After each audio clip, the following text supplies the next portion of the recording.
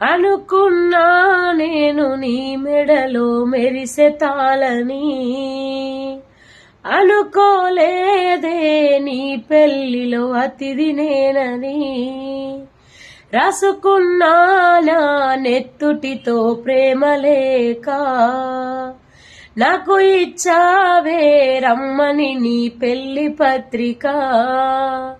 నీ చుట్టూ ముందున్న అతిథులు, అందులోన నీ నవ్వులు, నీ పక్కనున్నోడి మునివెళ్ళు, నీకు వేస్తూ ఉంటే మూడు ముళ్ళు. చూడలేకనే చచ్చి బ్రతికానే,